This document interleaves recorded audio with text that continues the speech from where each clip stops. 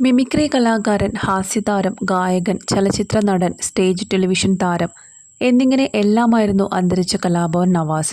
Mimicry stage ഷോകൾ അവതരിപ്പിച്ചുകൊണ്ടായിരുന്നു അദ്ദേഹത്തിൻ്റെ തുടക്കം. കലാഭവൻ്റെ മിമിക്രി ട്രൂപ്പിലും അദ്ദേഹം അംഗമായിരുന്നു. പിന്നീട് സഹോദരനായ നിയാസ് ബക്കറുമായി ചേർന്ന് കൊച്ചിൻ ആർട്സിൻ്റെ ബാനറിൽ ഒട്ടേറെ മിമിക്രി പരിപാടികൾ അവതരിപ്പിച്ചു. അതിനുശേഷം സിനിമയിൽ ഒട്ടനവധി നിരവധി കഥാപാത്രങ്ങൾ നവാസ് ചെയ്തിട്ടുണ്ട്. നവാസിൻ്റെ അപ്രതീക്ഷിത മരണവാർത്തയുടെ ഞെട്ടലിലാണ് അദ്ദേഹത്തിൻ്റെ സുഹൃത്തുക്കളും വീട്ടുകാരും. നവാസിൻ്റെ ജീവിതത്തിലെ ഏറ്റവും നല്ല സുഹൃത്തായിരുന്നു അദ്ദേഹത്തിൻ്റെ ഭാര്യയും നടിയുമായ. വിവാഹത്തിന് ശേഷം സന്തോഷകരമായ ജീവിതമാണ് രണ്ടുപേരും നയിച്ചിരുന്നത്. 21 വർഷത്തെ സന്തോഷകരമായ വിവാഹ ജീവിതത്തിനിടയിലാണ് രഹനയെ തനിച്ചാക്കി കലാഭവൻ നവാസ് വിട പറഞ്ഞത്. തൻ്റെ പ്രിയ നവാസിക്കയുടെ വിയോഗം രഹനയെ വല്ലാതെ തളർത്തിയിട്ടുണ്ട്. അതിൽ നിന്നും കരകയറാൻ രഹനയ്ക്ക് സാധിക്കട്ടെ എന്നാണ് ഓരോ മലയാളികളുടെയും പ്രാർത്ഥന. സ്റ്റേജ് ഷോകളിലും സിനിമയിലും ഒന്നിച്ചഭിനയിച്ച് ഒടുവിൽ ജീവിതത്തിലും ഒന്നായവരാണ് നവാസും രഹനയും. തങ്ങളുടെ ആദ്യ കൂടിക്കാഴ്ച വഴക്ക് പറഞ്ഞായിരുന്നുവെന്ന് മുൻപൊരിക്കൽ നവാസും രഹനയും പറഞ്ഞിരുന്നു. പൂവിന് പകരം കിട്ടിയത് ചീത്തയായിരുന്നു എന്നാണ് നവാസ് തമാശ രൂപേണ അന്ന് പറഞ്ഞത്. പക്ഷേ വിവാഹത്തിന് ശേഷം ഒരു വാക്കുകൊണ്ട് പോലും രഹനയെ നവാസ് വിഷമിപ്പിച്ചിട്ടില്ല. ആ നവാസ് ഇല്ലാതെ ഇനി രഹന എങ്ങനെ മുന്നോട്ട് ജീവിക്കും?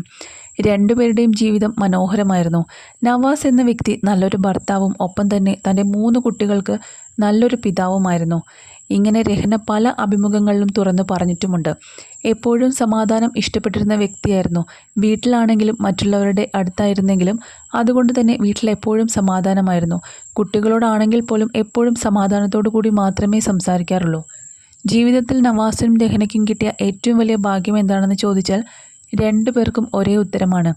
രഹനയ്ക്ക് നവാസിനെ ജീവിതത്തിൽ കിട്ടിയതും നവാസിന് രഹനയെ ജീവിതത്തിൽ കിട്ടിയതും.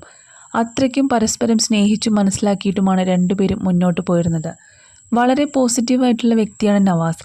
എല്ലാ കാര്യങ്ങളും കൂളായിട്ടാണ് നവാസ് ചെയ്യുന്നത്. രഹനയാണ് വീട്ടിലെ കാര്യങ്ങളും കുട്ടികളുടെ കാര്യങ്ങളും നോക്കുന്നത്.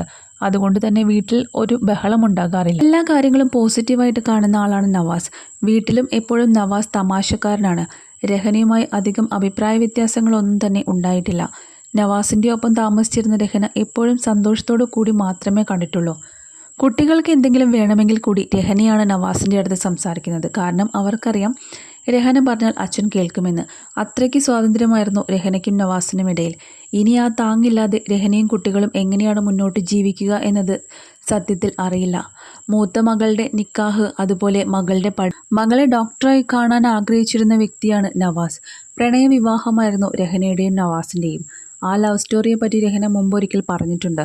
90കളിൽ മലയാള സിനിമയിലെ സ്ഥിരം സാന്നിധ്യമായിരുന്ന താരങ്ങളാണ് കലാഭവൻ നവാസും നടി രഹനയും. ഒട്ടനവധി മലയാള ചിത്രങ്ങളിൽ നായകന്മാരായിട്ടും സഹതാരങ്ങളായും തിളങ്ങിയ ഇരുവരും പിന്നീട് ജീവിതത്തിലും ഒന്നിക്കുകയാണ്. അതിന് പിന്നിലെ ലവ് സ്റ്റോറിയും രഹന അന്ന് പങ്കുവച്ചിരുന്നു.